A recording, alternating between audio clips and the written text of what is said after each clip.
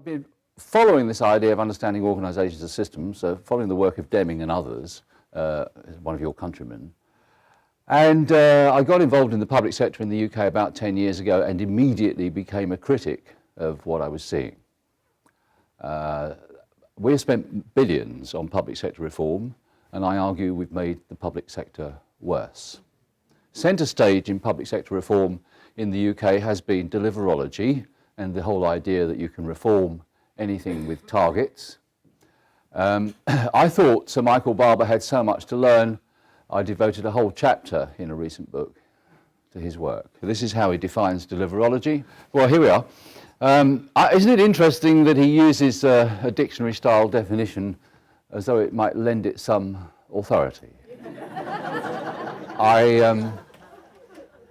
In my book, I described Deliverology as Mickey Mouse command and control. And then I was quick to say, that's very unfair to the mouse, so I do apologise, Mickey. And quite generous to Barber. So this is Barber's Mickey Mouse command and control.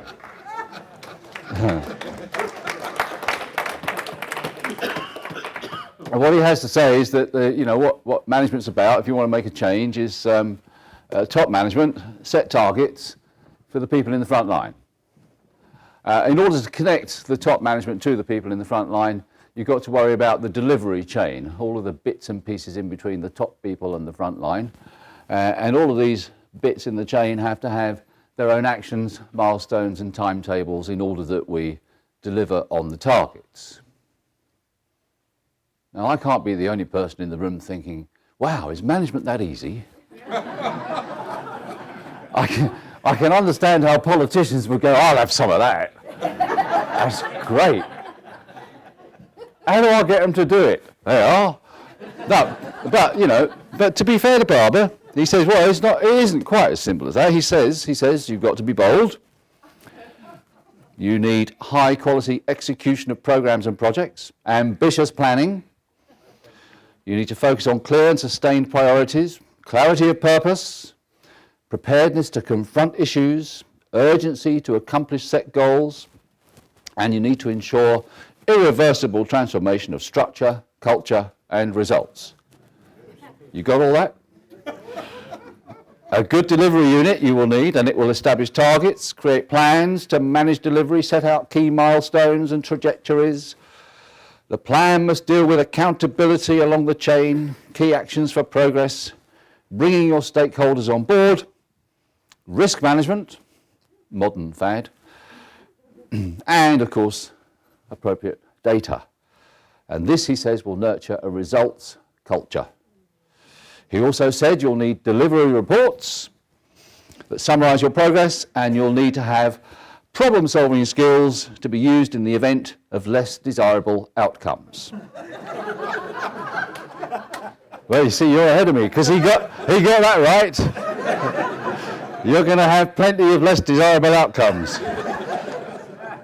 That's a sure thing. Now, I would encourage you, read his book. Read his book. 1 year in, it ain't working. Have you got a year? 1 year in, it ain't working. So what does he do? Oh, well, let's have priority reviews. Who was it who said the first sign of madness is doing the same thing, expecting a different result? Or as another of your countrymen, Russ Aikoff, the late Russ Aikoff would say, that's doing the wrong thing righter.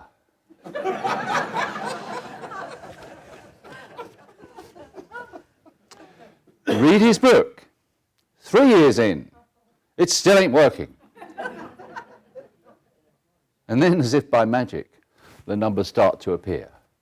And I know in his presentation to you, he made claims on improving education, health, and other things. I'll mention a few other things, but I'm going to concentrate in the short time we have on some empirical data about what's actually happened in education and health. Well now, so let's start with education. Now, Professor Timms, he argues that Barber's data don't support his conclusions, but today I've got bigger fish to fry. It's not that Deliverology didn't work. Deliverology, in my view, actually has made education worse. Now, I think the purpose of school is to help students learn how to learn. Schools, however, have become training institutions, training students how to pass tests, a world of difference from their true purpose. Teaching to the test takes the value out of learning, something Alfie Kohn, another American, explained in his book, Punished by Rewards. But teaching to the test has become the norm because test results count for everything. Even the students ask now in the UK, "Sir, this stuff you're teaching today, is it in the exam?" Now, teachers are using their ingenuity in other ways. So you choose the easiest examinations board. So we have pressure on examinations boards, dumbing down examinations. And how about this idea? As your school is going to be evaluated on test results, well, just stop those who are going to fail from taking the test. One way to avoid them counting in the numbers is to label them as having special needs. So we create a system that pushes students out of the bottom. They get labelled, they get behind, and they stay behind. Is that the kind of education system we want? Endless research is telling us our schools are worse. Fewer of our children are literate when they leave school, and the consequences will be with us for a long time. We've industrialised education through Deliverology. Schools have become factories, and anyone can enter the market to provide education, and those who do will be judged on test results. As Anthony Seddon stresses, we've taken all the value out of learning. But the minister doesn't get it. You see, if you're a minister, you're a long way away from where the work is done. And if you're a long way away and up that chain they're reporting that the targets are improving, then you push harder on the same dysfunctional pedal.